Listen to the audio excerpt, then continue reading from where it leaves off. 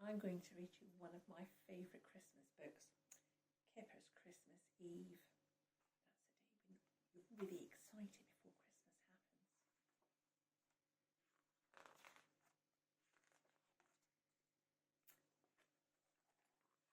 Which is best, said Kipper to himself, Christmas Day or Christmas Eve? He reached the top of Big Hill and stopped. Presents, or expecting presents. And then, because he was too excited to decide, he just whooped and went charging down the slope towards the wood. It was Christmas Eve, and he was looking for a Christmas tree to take home.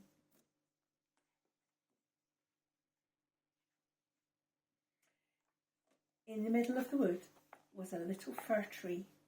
That's the one, said Kipper. He dug away the snow with his spade. Then he grabbed the tree and pulled it. It wouldn't come. He pushed it, shook it, twisted it and lifted it. Then he looped his scarf around it and heaved and heaved and heaved until it did.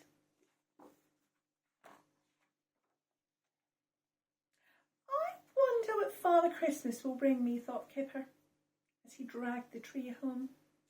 This year, as every year, Kipper couldn't think what sort of present he would like. I expect I will know what I want when I see it, said Kipper. He was still thinking about presents when he saw Pig and his little cousin Arnold coming over the hill. Hello, Kipper, said Pig. Do you want a hand with that? Pig tied his own scarf to the fir tree, and together they heaved it up the slope, while Arnold toddled along behind, sucking his thumb. He was pointing at something in the tree, but Kipper and Pig were too busy talking about presents to notice. Can you see it?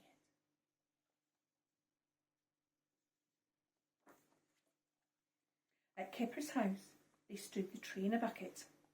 Arnold peered into the branches, walking round and round the tree until he bumped into a pile of Christmas presents. One of them had a label with his name on it. Happy Christmas, Arnold. Love from Kipper, it said. You mustn't open that until tomorrow, said Pig. But he already had.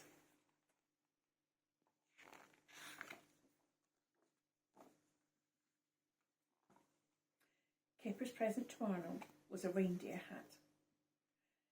The red nose lights up, said Kipper enthusiastically, and it flashes too. But then his face fell. He'd forgotten to buy the batteries. Arnold didn't mind. He loved his hat, even without its battery-operated flashing red nose.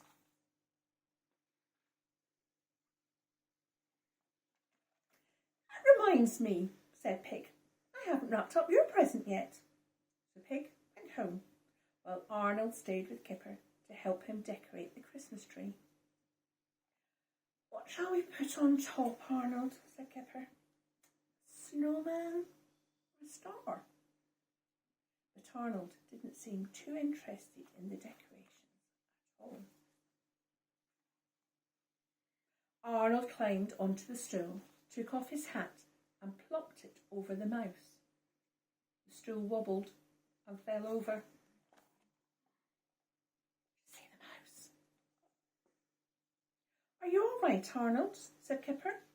Arnold sat up and pointed. Kipper looked at the reindeer hat sitting on top of the Christmas tree. Clever old you, he said to Arnold. It's just right. And so it was. An unusual thing to put on top of a Christmas tree. Just as they finished decorating the tree, the doorbell rang. It was Tiger. He'd come to wish Kipper a Merry Christmas and to throw a snowball at him. Pig arrived too. Sorry, it's a bit lumpy, said Pig, handing Kipper his present. I'm not very good at wrapping things up. I like lumpy presents, said Kipper. Makes you wonder what's inside.